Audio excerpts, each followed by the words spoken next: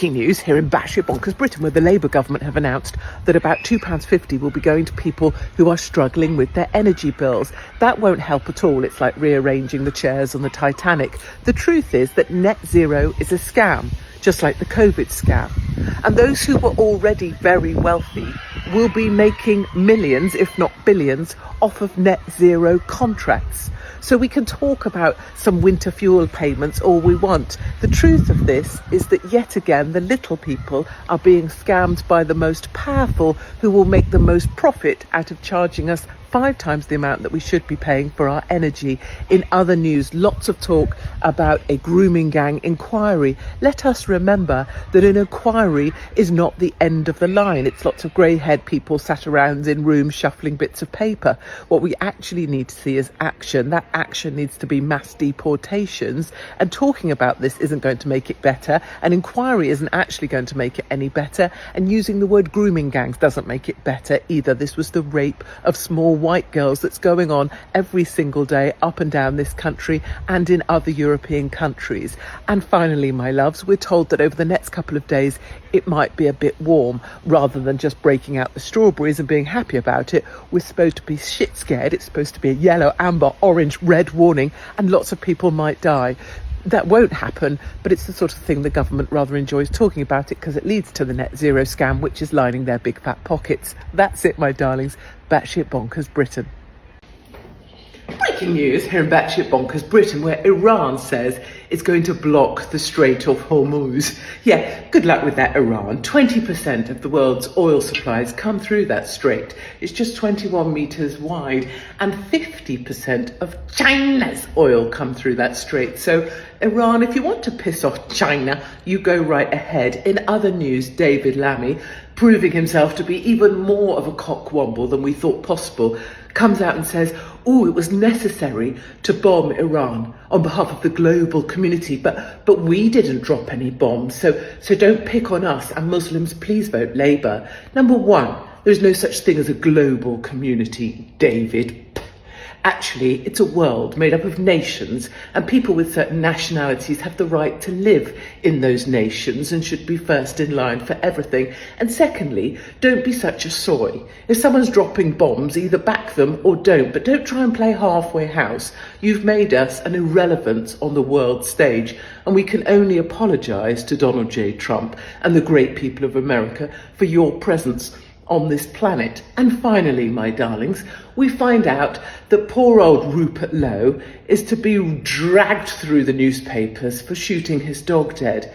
His darling dog lived to 17 years old and lived on the land, which is how dogs absolutely should live their lives. They shouldn't be kept in town centres on pieces of string. So we say to Rupert Lowe, we're very sorry that you lost your dog, but mostly, if anyone's going to be being a cunt to Rupert Lowe at this time, best they come through me. That's it, my darlings. Yes, I can handle big balls. Batshit bonkers Britain.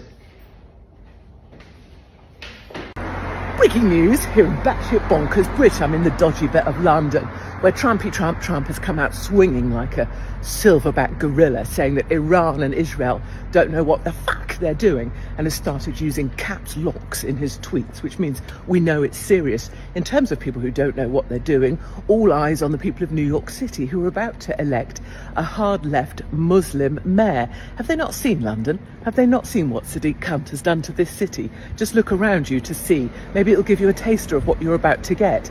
In other news, Palestine Action is now a proscribed terrorist organisation.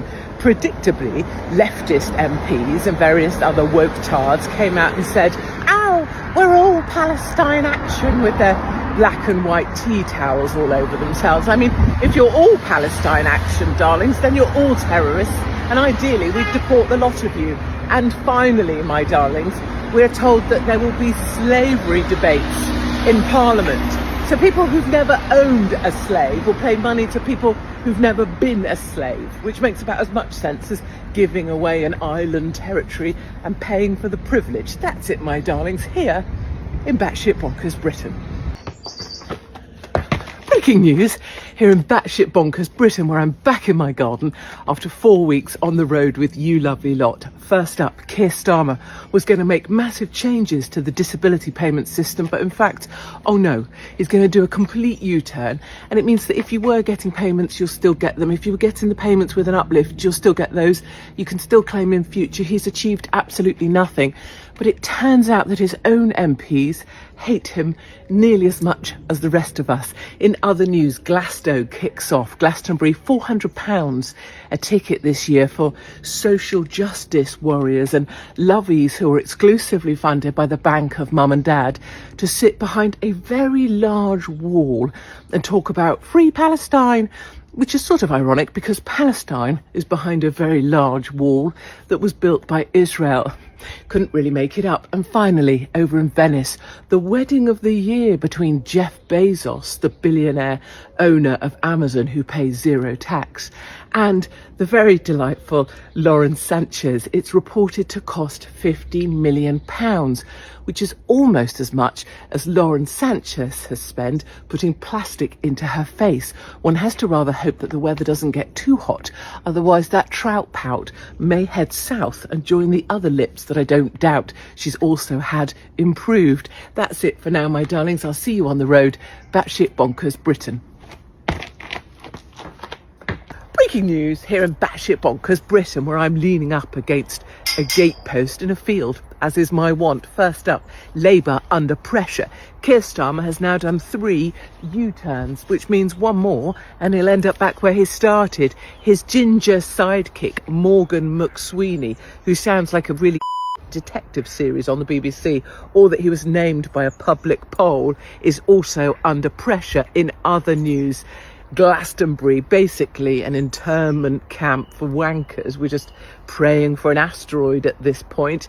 Undoubtedly, Kneecap will be featured on the BBC now because no one wants to offend the Free Palestine mob. Kneecap were named rather charmingly after the punishment methods used by the IRA. Isn't that just so touching? And finally, over in Budapest, Pride are going to be having their march in defiance of Orban. I do look forward to seeing how Pride is going to go down when there's an extremist Muslim mayor in New York City. That's it, my darlings. Enjoy your day. Laugh at the madness. This is Batshit Bonkers Britain. Many of you will know I've been out and about on the road doing my stand-up comedy tour, Batshit Bonkers Britain. But one of the brilliant things that's been happening is groups of young men have been turning up, useful men, you know, trades, scaffolders, plumbers, brickies, all sorts, in groups, buying 2 lagers at the same time. Now, I thought that this whole young men turning up thing was because we have a lot of attractive ladies at our events. Many of them have been through one husband and, you know, are now ready for a real man that can do things, who is actually useful, not someone that works in the public sector or on social media or in computing, you know, a guy that can actually do stuff with his hands. I did think maybe it was because rumours about my mighty flange has spread like wildfire across the TikTok. But it turns out the owner of the comedy club says the reason he thinks I'm getting the guys in is because I'm actually funny.